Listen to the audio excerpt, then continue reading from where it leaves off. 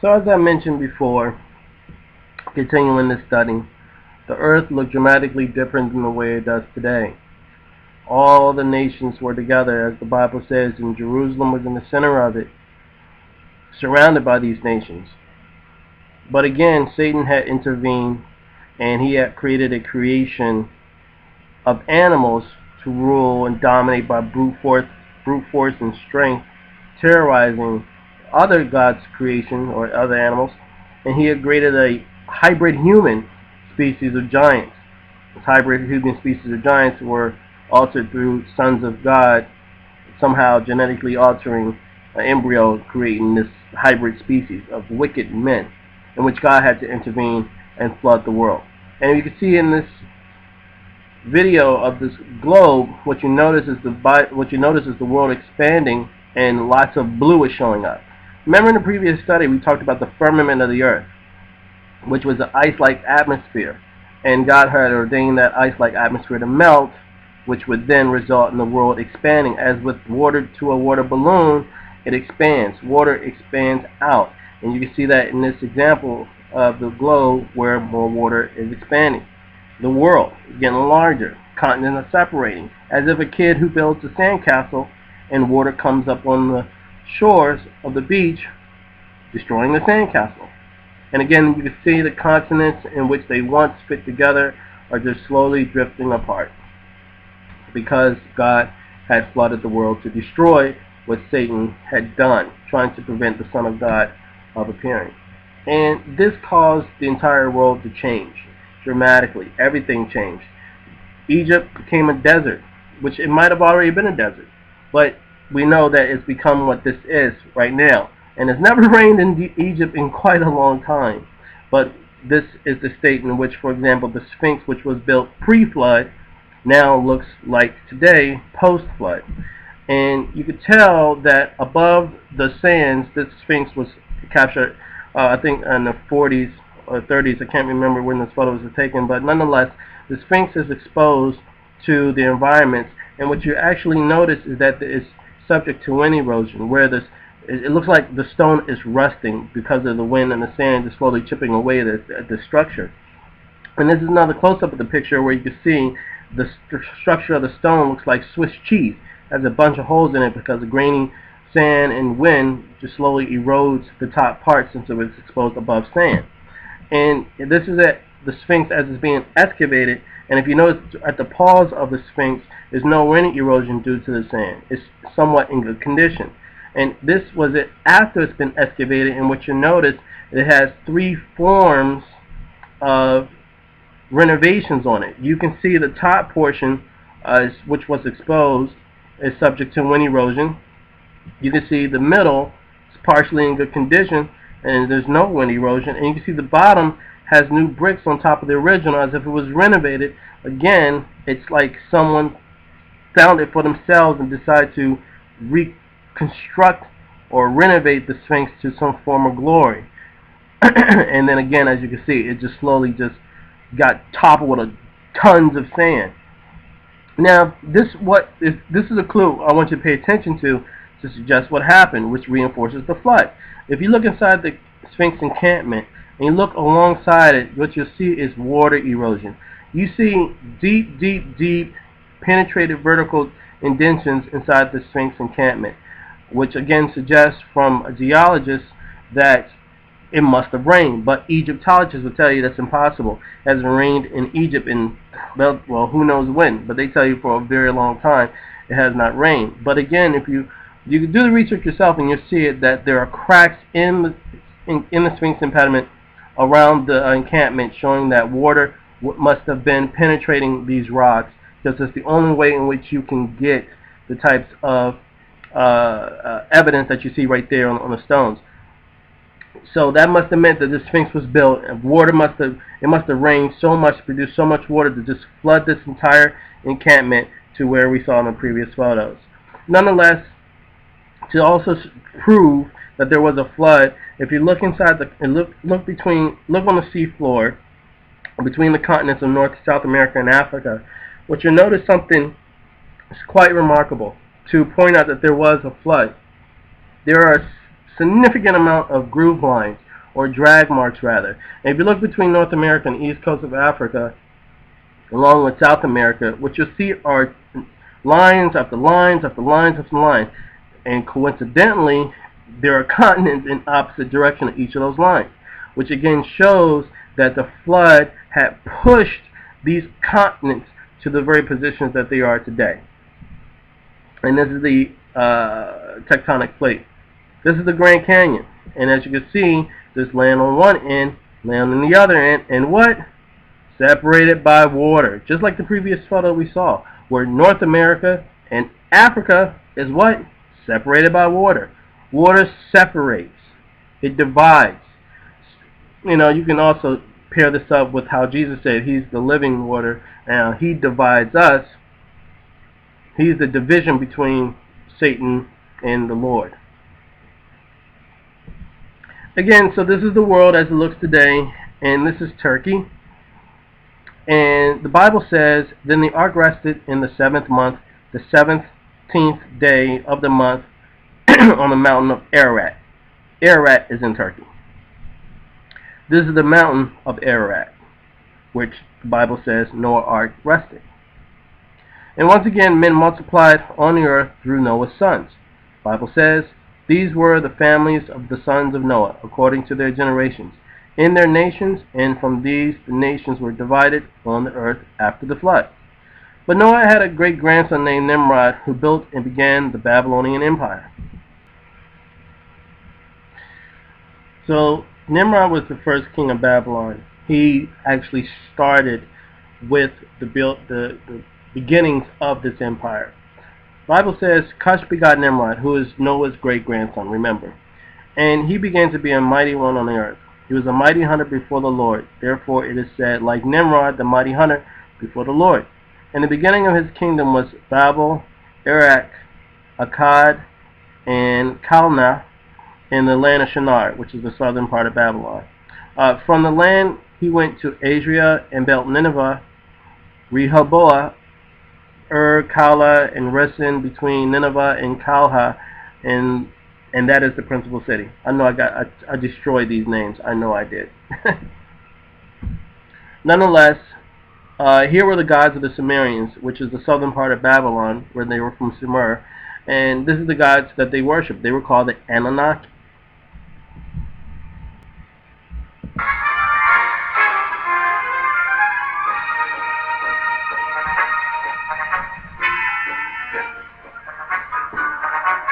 But long before Babylon, as long as 6,000 years ago, another remarkable civilization evolved. Its people were the Sumerians, who had an extraordinarily advanced culture.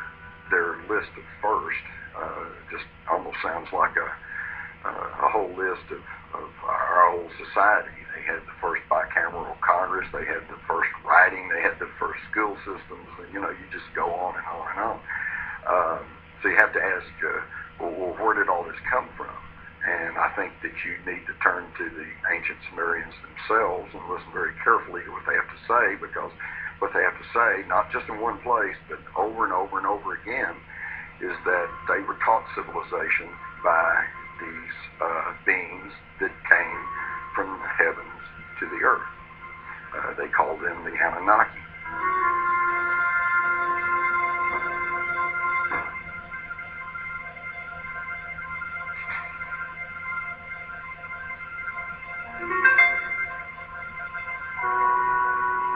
The Sumerians wrote down their history on clay tablets like these, which lay ignored in a Berlin museum for half a century.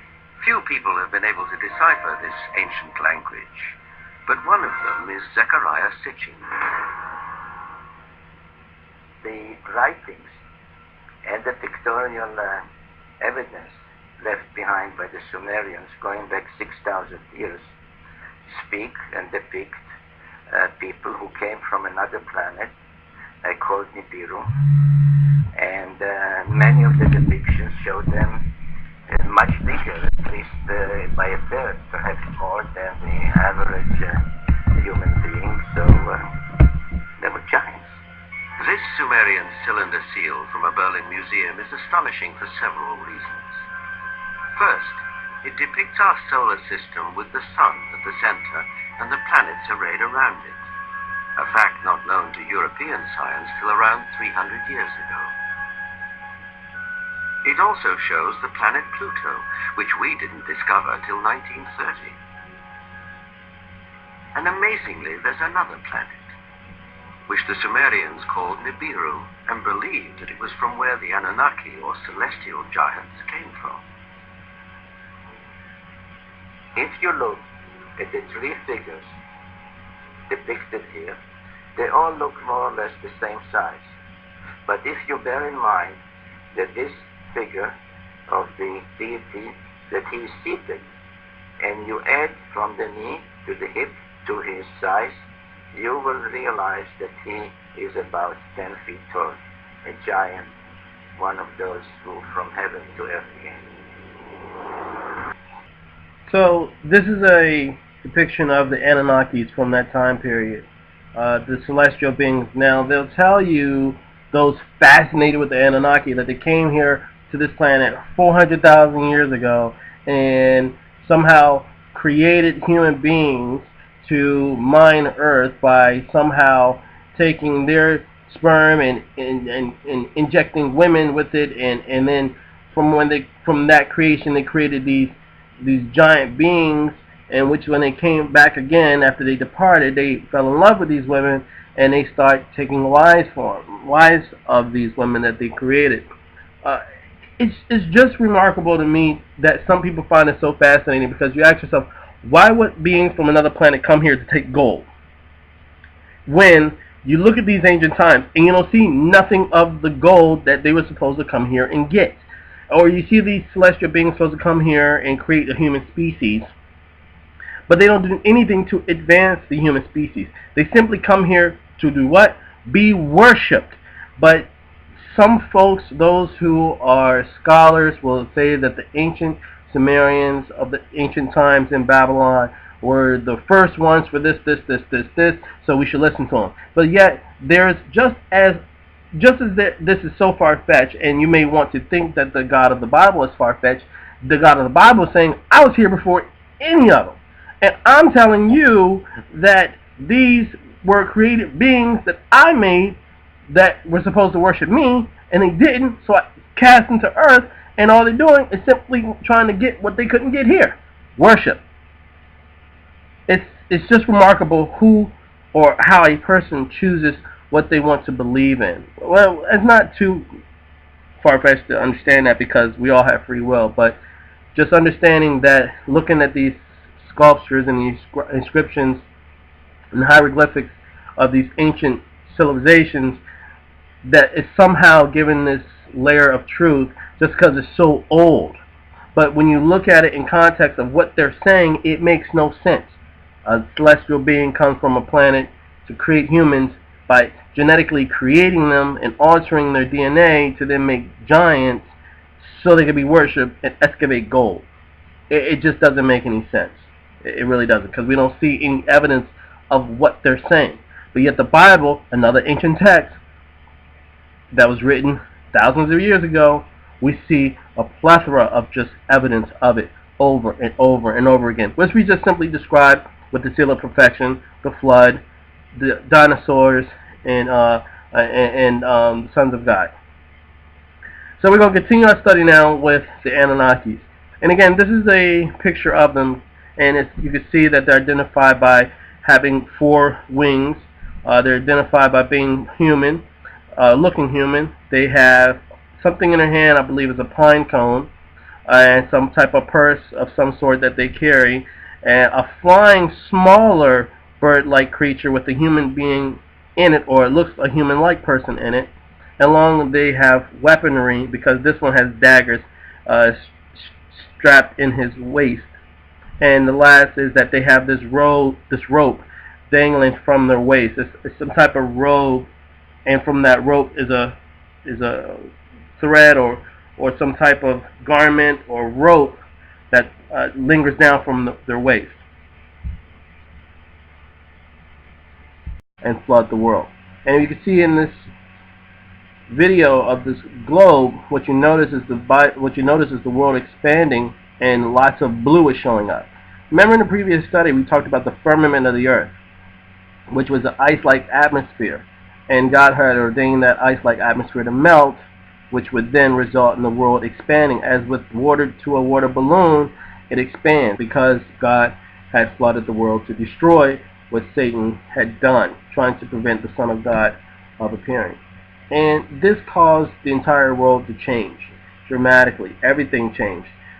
Egypt became a desert, which it might have already been a desert, but we know that it's become what this is right now. And it's never rained in Egypt in quite a long time, but this is water expands out, and you can see that in this example of the globe where more water is expanding. The world is getting larger, continents are separating, as if a kid who builds a sandcastle and water comes up on the shores of the beach, destroying the sandcastle. And again, you can see the continents in which they once fit together are just slowly drifting apart.